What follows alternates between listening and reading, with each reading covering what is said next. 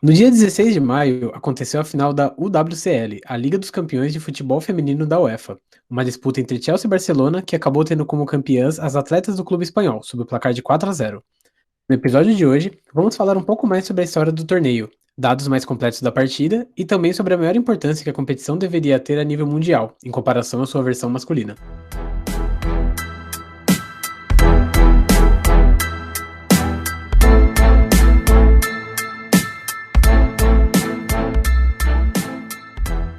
Olá, esse é o Trio de Arbitragem e eu sou o Lucas Alves. Eu sou o Luiz Guilherme Pereira. E eu sou a Patrícia Pinheiro. E vamos dar continuidade à nossa série sobre a UEFA Champions League, né? Semana passada a gente tratou um pouco dela no geral, falando tanto da competição masculina quanto da feminina. A gente deu uma pincelada também na partida final da masculina, um pouco sobre como seria a final feminina. E bem, ela aconteceu agora, né? Foi uma vitória de 4-0 do Barcelona. Uma vitória, assim, relativamente fácil para um time que é muito bem estruturado, assim como o Chelsea, mas que teve uma infelicidade de tomar um gol logo no início da partida, né? Que eu acho que acabou desequilibrando todo o restante, tanto que os 4 gols saíram logo no primeiro tempo. Foi, como você mesmo disse, né? Foi uma final marcada por uma infelicidade muito grande do Chelsea. O primeiro gol que saiu logo no primeiro minuto da partida foi, se a gente for parar pra ver assim, é até triste de você ver um gol desse, porque foi muito azar, muito azar. O Barcelona mandou a bola na trave, pegou o rebote, aí a defesa do Chelsea tomou o rebote, foi dar o chutão, e aí a bola foi de encontro a outra defensora do Chelsea e entrou. E se a gente for acabar vendo, se você não conseguiu ver a partida e for ver os melhores momentos, a gente vai ver que o time do Barcelona ele foi muito, muito, muito efetivo assim, no primeiro tempo. Ele teve, se não me engano, foram 6 chutes a gol no primeiro tempo e marcou 4 gols. Então foi de uma efetividade gigante, assim. O segundo gol, que foi um pênalti, na minha opinião, não deveria ter sido marcado o pênalti, porque eu acho que teve falta antes na zagueira do Chelsea, mas foi marcado o pênalti. O terceiro gol foi uma pintura, assim, uma triangulação linda. E teve uma enfiada de bola também para atacante, que foi coisa assim maravilhosa de você ver, que ela saiu na cara do gol. Então foi bem construído, foi muito bonito de se ver. E o quarto gol, o destaque fica pro lançamento, que a meia de campo deu para Martins, fez toda a jogada, saiu na linha de fundo e cruzou para o meio para Carolina Hansen só completar pro gol. Então, apesar do placar assim ter sido tão elástico e ter acontecido tudo tão rápido assim no primeiro tempo, o Chelsea ainda teve bastante chance. A goleira do Barcelona foi muito bem no jogo. Ela foi um dos destaques positivos também dessa final. E acabou fechando o gol, né? Então, assim, foi um jogo muito bom de assistir. Acabou com esse placar elástico, mas eu acho que ele não reflete tão bem assim o que foi a partida. Acho que o placar elástico ele se dá muito mais pela efetividade do Barcelona do que pela falta de qualidade da equipe do Chelsea. Eu acho que é bem isso que você falou, né, Gui? Tipo, o placar não mostrou que o Chelsea tá ruim.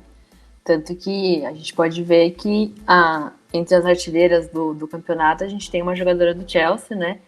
Que é a Fran Kirby, junto com uma jogadora do Barcelona, que é a Jennifer Hermoso. Não sei se é como se diz o nome dela. E aí as meninas, cada uma tem 6 gols. Então a gente pode, acho que essa classificação de artilharia já mostra que foi um baita jogo, né? A gente tem 2 nomes fortes aí que jogaram muito bem. Eu acho que não tem nem como desmerecer o Barcelona, mas também não dá pra gente poder falar que o Chelsea jogou muito mal, assim. Acho que foi um jogo bem jogado, né? Foi um resultado muito certeiro, muito bem jogado. E vale lembrar que é o primeiro título do Barcelona, né? E é a primeira vez que é o primeiro time que tem as dois campeões, né? Tem o masculino e o feminino com campeões da Champions. Então é mais um jogo histórico para entrar aí. A gente tem vários jogos femininos na história, mas esse eu acho que fica mais um para conta, né? Que vale muito para ser lembrado. Eu acho que independente do resultado, ele seria histórico, né? Porque tem a questão de ser o primeiro campeão do lado espanhol e ser o primeiro clube que foi campeão tanto no feminino quanto no masculino. E se fosse o Chelsea que acabasse campeão, também seria o primeiro clube de Londres mesmo a ser campeão, né? Da Inglaterra também, a ser campeão da Liga dos Campeões Feminina. Então foi uma final meio fora da curva, assim, né, de questões históricas, mas que premia o investimento que esses clubes estão fazendo, mesmo que tenham começado, por exemplo, nessa temporada, que é o caso do Chelsea, mas foi um investimento, apesar de em números parecer baixo, né, ainda está num patamar um pouco diferente de valores do futebol feminino, mas a qualidade tá incrível, assim, para mim. Eu acompanhei a transmissão na ESPN Brasil, né, e foi uma transmissão ótima. A qualidade da transmissão também não perde em nada. Então acho que só tem a crescer, né, a Liga dos Campeões feminina e o futebol feminino europeu no geral. Acho que não só o europeu, né, o futebol feminino em todos os continentes. E outro ponto que também a gente não sabe o final da masculina, mas é que esse também era a primeira final que tinha o Chelsea nas duas, né, que o Chelsea tá na final masculina e também estava na feminina. Então a gente tá gravando esse episódio no dia 20, então a gente ainda não sabe quem vai ganhar, e a Champions no dia 29. Mas também qualquer um que ganhasse, já, bem que você falou, já ia ser um ponto bem histórico, bem memorável. Aproveitando também que, falando sobre fatos históricos, acho que um dos fatos mais marcantes, né, que é uma grande polêmica que a gente descobriu no programa passado, mas que agora foi um pouco esclarecida, é a questão do hino, né? A Champions Feminina não tinha um hino, entravam com músicas genéricas mesmo, não colocavam nem a própria música do masculino, mas o lado legal é que agora tem, essa foi a primeira edição onde tem uma música oficial para a competição, e não é uma música que repete a masculina. Então fizeram um hino único com mulheres, ele foi orquestrado por uma mulher, que foi bem interessante também. Inclusive a gente pode deixar o link na descrição do episódio para vocês verem, que tem um make-off bem bacana que a UEFA postou. E assim, é algo simples, já era para ter acontecido há muito tempo atrás, né? Foi criado em 2001, em 2001 mesmo já era para ter tido um hino, por menor que pudesse ter sido, era para ter. Acho que é muito ruim a gente ver que não existe isso, mas que tá caminhando, tá acontecendo, a passos pequenos, mas tá. A própria questão da transmissão, né, como o Gui disse, passou na ESPN Brasil. Um dia a gente vai ter futebol feminino sendo transmitido na televisão aberta com um pouco mais de frequência, espero que isso aconteça, mas por enquanto a gente tem que aplaudir a ESPN por pelo menos transmitir o jogo, né? Tem outros canais que nem com isso se preocuparam, preencheram com outros jogos, com VT de jogos antigos, com outros esportes, mas, sabe, futebol feminino é importante, independente da parte do mundo que você viva. Essa final foi um pouco difícil de acompanhar porque ela acabou competindo também com o jogo do Palmeiras e Corinthians, né, no Paulistão. Tanto que eu assisti depois da final da Champions League feminina, eu acompanhei o jogo do Palmeiras. Mas é um fato interessante que eu achei assistindo o vídeo, vendo o hino, é que eu achei esse hino muito mais empolgante e com muito mais... traz muito mais aquele aspecto eu não sei se é aspecto de guerra, assim, mas me dá, se eu fecho o olho, assim, e escuto o hino, eu me lembro aqueles filmes de guerra antiga, tipo um 300, assim, eu me vejo, assim, nesse cenário. Então, eu achei que ficou muito, muito, muito bom o hino da Champions Feminina. Eu curti demais, e tanto que eu ouvi até mais de uma vez, mas eu gostei bastante, foi uma bola certa, né? Eu acho que ele ficou muito bonito, eu achei que ficou muito bonito mesmo o hino. E eu acho que é bem isso que a gente tá falando. Ele é um passo lento, mas é um passo muito importante para a história do futebol feminino, né? Porque eu acho que isso só reflete o quanto tá crescendo. Porque mostrar que a Champions conseguiu entender, né? Depois de muito tempo, conseguiu identificar a importância, conseguiu entender que o futebol feminino tá crescendo e que é importante você dar valor a isso. Eu acho que essa criação do hino exclusivo, essa valorização que começou tardia, mas começou, é super importante para a gente poder perpetuar pelos outros campeonatos, pelos outros países, porque a gente vê que só vai ter valorização, eu vejo isso no Brasil, assim, eu acho que só vai ter valorização quando refletir a valorização dos grandes países, por exemplo. Quando tiver muita verba rolando na Europa, quando tiver campeonato muito promissor e tudo isso, aí os times vão começar a refletir, porque aí vai ser vantajoso você vender jogadora, vai ser vantajoso você participar, ter uma liga importante. Então eu acho que uma coisa puxa a outra, né? Então eu acho que esse lance de ter um novo hino, de divulgarem isso, né? Eu acho que é super importante também, essa divulgação forte que teve da UEFA, é muito importante no cenário geral do futebol feminino, né? E aproveitando, falando na questão de divulgação, é até meio empurra, assim, o futebol feminino não ser forte, porque eu poderia fazer ele em dias alternativos ao futebol masculino, e você preencheria a grade com transmissão de 2 campeonatos fortes, com os clubes que as torcidas torcem, né? Então eu acho que traria até mais gente conseguiria consumir, porque eu consumo muito menos o futebol feminino, porque tem muito menos disponível. De vez em quando eu assisto um jogo do Campeonato Brasileiro na Band, às vezes eu assisto pela internet algum jogo, a final da Champions League mesmo, feminino, eu assisti, mas é porque ainda não é tão difundido, né, na mídia mesmo. Então eu acho que se tivesse mais mídia, quanto mais mídia a gente tiver, mais a gente vai assistir. Porque a gente vê que tem tanta coisa, assim, eu vou ser bem literal, porque tem tanta coisa ruim, né, na TV. Por exemplo, no domingo de manhã tem aquela porra daquele auto esporte que serve pra nada. E você não dá espaço para o futebol de qualidade, que é o futebol feminino, é lamentável, né? Mas até puxando esse gancho da valorização do futebol feminino, a gente vê que tá até aumentando a premiação, né? A UEFA ela anunciou que vai oferecer na próxima temporada vai ter uma premiação que será 4 vezes maior do que a atual, que serão 24 milhões de euros para as finalistas. Então acho que começa esse movimento a partir das confederações. Então eu acho que tende a crescer muito. Vejo com bons olhos, espero que cresça bastante e espero que chegue cada vez maior aqui no Brasil. A gente percebe pela própria grade brasileira, igual você falou, né, Gui? Dezembro e janeiro são 2 meses que a gente tem menos futebol, porque o futebol termina no começo de dezembro, volta só na metade de janeiro. Então, assim, tem muita transmissão de jogo de estrelas, tem a Copinha, que é um campeonato muito importante, que o brasileiro gosta muito de assistir. Mas, por exemplo, a própria Copinha, tem jogo todos os dias. Agora que a gente tá de quarentena, não tá passando nem nada, mas quando tava, eu lembro que, poxa, eu gostava de chegar em casa, tava passando um jogo de 2 times do interior, era muito legal assistir, era muito bacana. Então, por que não poderia dar essa valorização que a gente tem com a Copinha, por exemplo, para o futebol feminino, sabe? De transmitir também essas partidas sempre que possível, preencher o horário, não, mas preferem passar o VT de um jogo que foi transmitido ontem, que vai ser transmitido novamente amanhã em outro VT. Então, tem muita... O próprio Autosport, desculpa, programa de elitista, programa de gente que quer comprar um carro que custa 200, 300 mil, sabe? Tipo, tem muita coisa boa pra passar num horário desse. Poderiam focar num programa, então, já que não quer passar, não tem horário pra passar os jogos, faz um programa com compilado de tudo que teve durante a semana, sabe? Tipo, começa a dar o primeiro passo, sempre tenta fazer algo de diferente.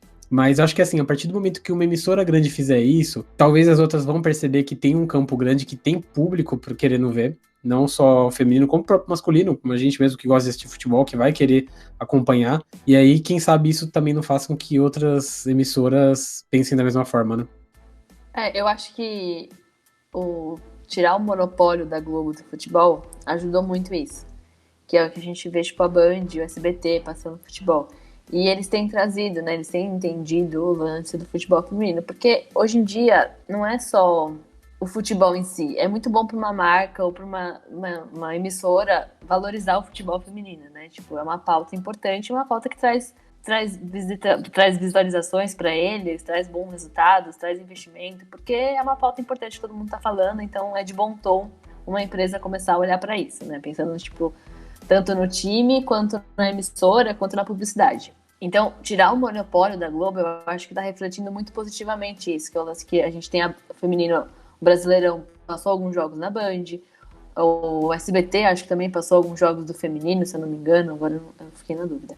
Mas tem trazido, então eu acho que é bom, é legal isso de espalhar o futebol, né? Não ser mais só o propriedade da Globo, que foi por muitos anos, e aí vai trazendo mais essa visão, né? Tipo, ó, a gente tem aí uma grade, eu não tenho só o futebol masculino para passar, então vamos trazer o Brasileirão feminino, vamos expandir, vamos trazer outros campeonatos.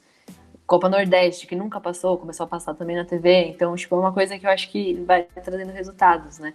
Que também foi uma coisa que a gente estava falando antes de começar a gravar, que é a obrigação de todo time brasileiro agora ter um time feminino, né? Então isso também vai expandir muito, e isso já trouxe alguns resultados, que é o Brasileirão 2022 do feminino, que antes era a série A, não é a ABC, né? Era a 1 e a 2 no feminino. E aí agora tem mais times para entrar, então o Brasileirão de 2022 vai ter a Série A3. Então já tem mais time, já tem mais galera, então já tem mais jogo também para passar. Então eu acho que assim, vai trazendo reflexões, né? Tipo, vai gerando incômodo. É o lance de você gerar incômodo, de você gerar assunto, e aí as pessoas têm que fazer alguma coisa para resolver. Então, eu acho que quanto mais a gente vê a valorização, mais os outros canais e as outras frentes são obrigadas a valorizar. Então, eu acho que é foda, dá muito ódio ver o resultado, porque você vê que tá acontecendo só por audiência ou por, sei lá, por patrocínio, mas você vê que tá acontecendo. Então é legal trazer essa acessibilidade, né, do futebol feminino de forma geral, assim. Então, tipo, não só na Champions League. Então, são resultados fortes que vão acontecendo.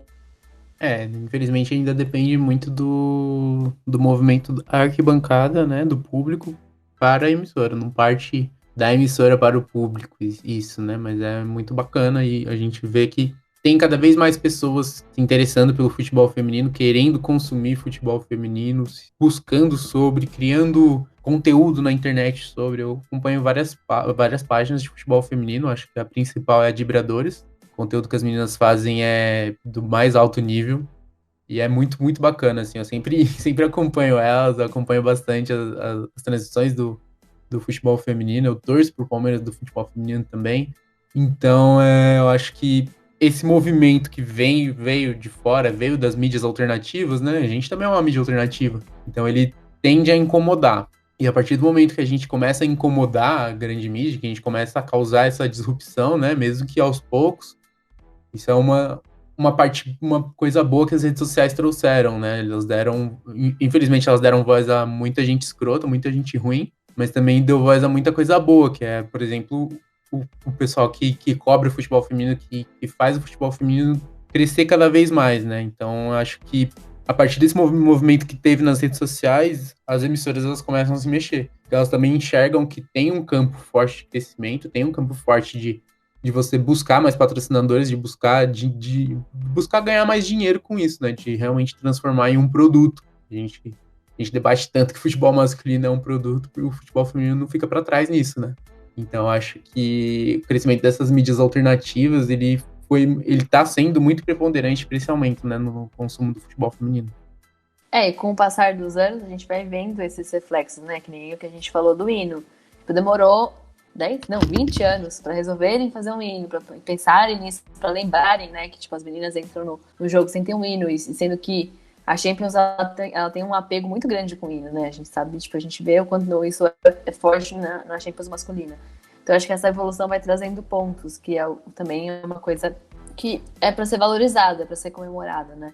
Outra mudança aí que eu acho que vem muito dessa visualização que o futebol feminino está ganhando, que é a premiação. A partir da edição 21 e 22, né, vai aumentar esse valor. Não chega ao valor masculino, que eu acho que ninguém esperava, né?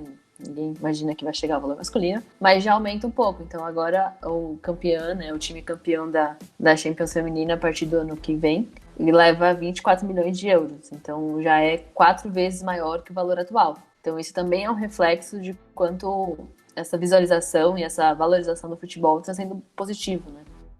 Enquanto eu estava fazendo uma certa pesquisa pra gente falar um pouco do assunto, né, eu acabei caindo um pouco no futebol inglês feminino e eu percebi como que lá é bem valorizado, né? A primeira liga europeia, a primeira liga inglesa de futebol feminino, ela foi criada em 2011. Ela tem o mesmo nome da masculina, mesmo os patrocinadores, mas o mais legal foi que nos últimos anos, a partir da temporada 2018 e 2019, ele se tornou 100% profissional. Então, o que acontece? Os direitos que são dados são ótimos, né? Os clubes, eles têm a obrigação de ter um mínimo de 16 horas de trabalho semanal para as atletas e também são obrigados a ter uma categoria de base de jovens talentos, coisa que aqui no Brasil alguns times não tem nem um time feminino, quanto mais um time juniores feminino, né? Tipo, uma chance de treinar pequenos talentos para no futuro ser grandes estrelas. Então, isso também se dá, lógico, a uma educação do país e também do público, porque o que acontece? Aqui no Brasil, quando tem algum jogo feminino da seleção, seja de algum clube, a gente sabe que não chega a 10, 15, no máximo 20 mil pessoas ali, dependendo do estádio que for. Enquanto que na Inglaterra, teve um amistoso, isso em 2000, deixa eu só confirmar o ano aqui para vocês, em 2019, entre a seleção inglesa e a seleção alemã, e que a Alemanha ganhou por 2-1, só que o público foi, tipo, o maior da história para a seleção feminina inglesa, que foi de 77 mil pessoas. Caralho. Ele bateu o recorde de 2014, o mesmo jogo também entre Alemanha e Inglaterra, que era de 45 mil pessoas. Então, tipo assim, só não é um dos maiores públicos do futebol, porque nas Olimpíadas de 2012, né, o futebol feminino, a final entre Estados Unidos e Japão chegou 80 mil pessoas. Então, assim, se a gente levar em consideração que numa Olimpíada, entre uma Olimpíada e um amistoso, tiveram só 3 mil pessoas a menos, gente, é muita coisa. Então realmente uma educação, assim, futebolística dos seus torcedores, né? São pessoas que vão lá, querem apoiar as torcedoras, querem apoiar o seu time, o seu clube, a sua seleção, o que seja, entendeu? Acho que a gente precisava ter isso aqui no Brasil, uma maior valorização. Eu lembro que, acho que eu comentei no programa passado, no último jogo que eu fui do Corinthians, estava passando no telão o jogo de Palmeiras e Corinthians, da seleção feminina. Poxa, já é legal você fazer isso, sabe? Tipo, tem gente que chega cedo no estádio, eu sou uma dessas, porque, tipo, prefiro chegar quando não tem ninguém. E aí você vai passando o entretenimento ali, tipo, lógico, o jogo não estava acontecendo em São Paulo, então por isso muitos torcedores não iam conseguir ir, era no interior, preferiram assistir a seleção masculina, mas o estádio estava cheio, do jogo do Palmeiras e do Corinthians, e o estádio do Corinthians, aqui na Arena Corinthians, estava todo mundo curtindo, aplaudindo e tal, então seria muito legal se quando tivessem partidas aqui em São Paulo, se você tiver a oportunidade, lógico, quando passar a pandemia, quando tudo isso melhorar e puder voltar ao público do futebol, gente, vá assistir um jogo, valorize as seleções femininas, valorize o seu clube ou um clube menor feminino, porque assim, elas dão o sangue delas, de verdade. A gente vê muito jogador masculino que, nossa, não dá um terço porque recebe muito dinheiro e acho que já tá contente com a vida, né? E vale reforçar isso, né? Muitas jogadoras não vivem só do salário do futebol, porque o salário do futebol feminino ainda é muito fraco, é muito baixo. Então, muitas jogadoras não vivem só dessa renda. Então, é outra coisa importante que precisa mudar aqui, né? Porque enquanto a gente paga milhões aí para jogadores masculinos, a gente paga muito mal para as meninas. E a gente tem muita mina que joga muito bem. Eu acho que a importância dos clubes ingleses terem uma categoria de base, né? Que foi o que você falou, de incentivar novos talentos, de descobrir novos talentos, é que você treinando crianças desde pequeno, consequentemente, você melhora o nível do seu futebol a longo prazo, né? Eu acho que entra muito naquilo que você, Paty, falou há uns episódios atrás, de que para se descobrir uma menina goleira, demora muito, ela se descobre normalmente lá na adolescência, com 15, 16 anos, quando com 5, 6 anos a gente já vê os meninos goleiros já brincando no gol, né? Então eu acho que isso de você ter uma categoria de base, você estruturar essas categorias de base, você melhora o seu produto a longo prazo, né? A gente não gosta de falar que o futebol é um produto, mas ele não tem como fugir. E eu acho que é cada vez mais importante que a gente veja como valorizar isso, né? Já que é tão tratado assim como dinheiro, eu acho que a gente tem que sim buscar meios de valorizar isso e de proporcionar que isso seja melhor de acompanhar, né? De proporcionar também locais onde a gente consiga assistir. E além da questão da premiação, né, que é uma novidade agora para a edição 2021 e 2022 da UEFA Champions League feminina, também vai contar com um novo formato, porque antigamente ele era composto por uma fase eliminatória, então tinha alguns clubes que tinham que passar por essa fase, eles entravam já numa rodada onde, por exemplo, o Barcelona jogou 2 partidas, que era uma ida e uma volta, e depois disso já começava as oitavas de final. E agora não, serão uma fase de grupos com 16 equipes, 4 grupos com 4 clubes, né? E jogos ida e volta, né? O que é bem interessante porque volta muito mais ao futebol que a gente conhece da UEFA Champions League. E essas partidas vão acontecer entre outubro e dezembro de 2021. Então é bem interessante a gente observar que até a própria competição está se moldando para um formato melhor e que valorize muito mais esse futebol, né? Não algo muito curto também, como estava sendo a edição passada. E uma curiosidade bem bacana, bem interessante da UEFA Champions League feminina, é que somente nas edições de 2015 a 2018, a competição tinha os mesmos patrocínios que a versão masculina. E depois disso, só algumas marcas ficaram, enquanto outras decidiram apostar na competição. Então, por exemplo, Visa, Nike, a Hublot, que é uma marca de relógios suíços, a PepsiCo, que é uma das maiores companhias de bebidas e alimentos do mundo, E a Spirit, que é uma marca de roupas, acessórios para casa e joias, são os patrocinadores da UEFA Champions League feminina. Então a Heineken, que por exemplo é uma das maiores e mais conhecidas, né, pela edição masculina, ela já não patrocina mais as meninas do futebol. Isso cria dá aquela ideia de ser uma competição diferente também, né? Cria uma personalização, porque são competições diferentes. Eu acho que é importante cada uma ter a sua valorização por meio do seu patrocínio, né? Não ter essa, entre aspas, obrigação de uma empresa que está patrocinando o masculino não patrocinar o feminino. Eu acho que isso casa com empresas talvez até um pouco mais comprometidas com a evolução desse esporte. Pode parecer besta isso que eu tô falando, né? Conversa pra boi dormir, mas eu pelo menos vejo assim, né? Apesar de eu não ter eu saber que não é esse mar de rosas, né? Que as empresas elas têm, sim, uma outra visão ao patrocinarem alguma coisa, né? Elas querem ganhar sim. Ganhar vem sempre antes do valorizar. Mas eu acho que é importante porque traz essa personalização, né? Mostra que são competições diferentes.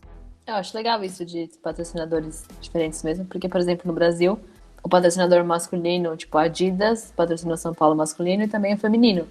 Mas uma coisa que veio muito em pauta recentemente foi o lance da camisa feminina não ter o nome, né? Que é a coisa mais bizarra do mundo. Porque eu não sei como consegue narrar o jogo, porque as meninas só têm número, elas não têm o nome. Então, e aí o lance é que a grana para poder colocar o número nas camisas femininas, né, é muito maior e tudo mais. Então, muitos times, inclusive, usam, né, a camisa masculina no time feminino. Então, essa obrigatoriedade de você ser patrocinador dos dois, eu acho que tira muito o mérito, né? Tipo, o lance de valorização mesmo. Porque a Adidas patrocina e faz o quê? Eu acho que é muito mais difícil uma mina rasgar uma camisa no meio do jogo do que um cara. Então, se a gente for pensar em o problema é dinheiro, é verba, remaneja. Pra mim, tipo, a gente não tá falando de uma empresa com pouca grana, né? Então, acho que esse lance de separar as coisas, é bem o que o Gui falou, né? Não é o mesmo jogo, não é o mesmo time. Então, vamos separar. Não é o mesmo campeonato, então vamos separar. Então, acho que isso é importante. Eu acho que isso vai dando mais credibilidade para as meninas, né? Elas vão andando mais sozinhas. Então, acho que isso é um cenário legal que acontece lá na Europa, que também pode refletir aqui a qualquer hora. Que eu acho que é o time delas, não é que elas são... Não é que o masculino é protagonistas e elas são a segunda cena. Não, elas são protagonistas delas. Então, acho que isso é bacana para perpetuar ali também para as outras áreas, para os outros países do futebol feminino. E aproveitando que a gente tá chegando já no final, né, desse episódio, segundo episódio especial sobre a Champions League, acho que nada mais justo do que a gente falar agora sobre dar uma rápida pincelada ali na final da Champions masculina, né? Chelsea e Manchester City, acontece na próxima semana, a gente tá gravando no dia 20, então quando esse episódio for ao ar já vai faltar poucos dias. Acho que seria bacana cada um dar um palpite aqui sobre o que acha de quem vai vencer, né? Eu vou começar, eu acho que tem grande chance de dar o City. Eu acho que são duas equipes muito boas. Mas assim, o City é muito bom mesmo. O Guardiola tá tipo sedento por conseguir esse título da Champions com o City, né? Acho que é só o que falta pra ele, no caso. Então, o Chelsea foi campeão há, se eu não tô enganado, 8 anos, né? Foi em 2012. Foi o ano que pegou o Corinthians na final do Mundial. E enquanto isso, o City só batendo na trave, caindo em semifinal e agora conseguiu chegar na final. Então eu acho que assim, é a oportunidade de ouro deles, né? Tipo, é o máximo que eles podem alcançar. Então eu não vejo outro time ganhando no seu City nessa final. Eu acho que vai ser o City também. Eu quero que seja, porque vai ser a primeira vez, né, que eles vão ganhar. Eu acho que é um time que tá muito redondinho, tá muito, muito foda. Eu não sei, mas meu palpite meu coraçãozinho quer que os Manchester City ganhem. Eu já vou meio na contramão, eu não gosto muito do Manchester City, apesar de ser um grande fã do Guardiola. Eu adoro tudo que o Guardiola faz, mas não sou o grande fã do Manchester City, apesar de ter o Gabriel Jesus, que é o nosso menino do palestra. Mas eu tô torcendo pro Chelsea. Eu acho que o time do Chelsea, arrumadinho, com um contra-ataque bem puxado, pode dar bastante trabalho pro City. E eu acho que vai ser uma final bem disputada. Vai ser bem legal de assistir também. Eu acho que vai ser futebol de alta qualidade, como com a maioria das finais, então acho que até o final vai até destoar um pouco do resto da competição, que foi bem fraca. E eu tô torcendo pro Chelsea. Quero que o Thomas Tuchel vença, que o Chelsea ganhe esse segundo título e deixe o City lá mais tempo na fila. Apesar dos dois times terem esse aporte milionário, né, e tudo mais, eu acho que o time do Chelsea me é um pouco mais simpático, assim. E fora que se o City ganhar, tem grande chance dos irmãos Oasis lançar um álbum novo, né? Os caras ficar amigos de novo, quem sabe, comemorar juntos, o Oasis não, voltar. aí eu vou mudar meu voto, então. Deus me livre. Vou mudar É só meu coisa voto. ruim. Nossa senhora, não. Nossa, gente, o Oasis é bom. E se você não quer perder o próximo episódio, né? Quer ficar sempre sabendo o que tá acontecendo no trio de arbitragem, ficar sempre por dentro das últimas notícias do que acontece no mundo do futebol fora das quatro linhas, acompanha a gente nas redes sociais. @3 de arbitragem, a gente tá no Facebook, no Twitter e no Instagram. Segue a gente lá, curte, manda uma mensagem, fala o que você tá achando do trio de arbitragem, que a gente vai ficar muito feliz de ver a sua opinião, de ouvir você. E se você quiser também sugerir algum tema, você pode mandar pra gente pelas mensagens ou então enviar um e-mail para contato.triodearbitragem@gmail.com. E se você quer ouvir o trio de arbitragem ou quer compartilhar com algum amigo, a gente está em todos os agregadores de podcasts, então a gente está aí no Apple Podcasts, no Google Podcasts, no Spotify, e também o nosso podcast ele é publicado na íntegra no YouTube. Se seu amigo não tiver nenhum desses aplicativos de música, ele pode colocar no YouTube, que pega no computador, é de graça e todo mundo assiste. Então não tem muita desculpa para você não compartilhar a gente. É isso aí, gente. Até o próximo episódio.